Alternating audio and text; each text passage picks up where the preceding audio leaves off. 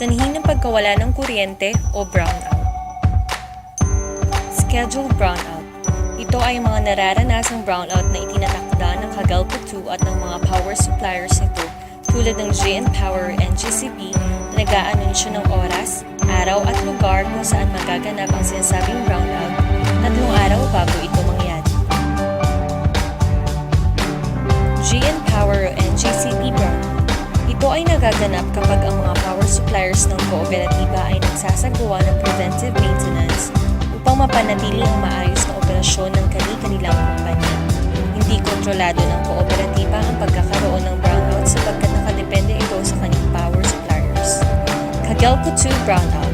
Ito ay nangyayari kapag ang Cogelco 2 ay nag-anunsyo ng brownout sa kanilang kinasasakupan sa pansamantalang pagkawala ng kuryente, isinasaayos sa mga linya at poste ng kuryente, pati na rin ang mga substation sa iba't ibang lugar, kasama na rin dito ang pagpalit sa mga sumabog na transport.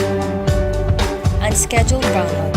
Ito ay mga di inaasahang pagkawala ng kuryente dahil sa mga line-related faults, dirty lines, sabotage at pilferage at natural calamities. Line-related faults.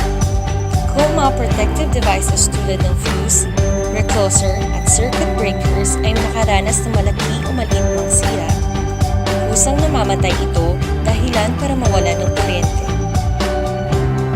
Dirty lines. Maaaring magkaroon ng brownout kung ang mga linya ng kuryente ay nalalapatan ng mga sanga ng puno at dahon na nagiging sagabal sa pagdaloy ng kuryente at maaari itong magdulot ng pagsabog. Sabotage at pilferage.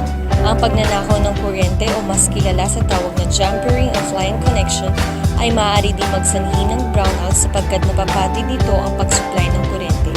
Ang pagsira at pagnakaw ng kagamitan ng co-op ay madiing pinagbabawal.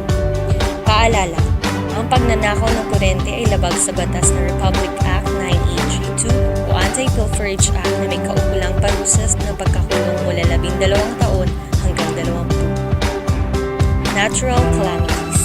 Kapag may mga sakuna tulad ng baha, bagyo, at sunog, maaari lamang itigil ng kooperatiba ang pag-supply ng kuryente upang maiwasan pa ang pinsalang maaaring dulot nito.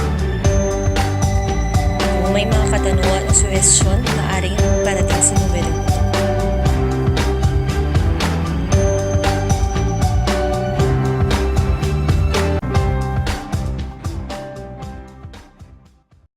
Created using Powtoon.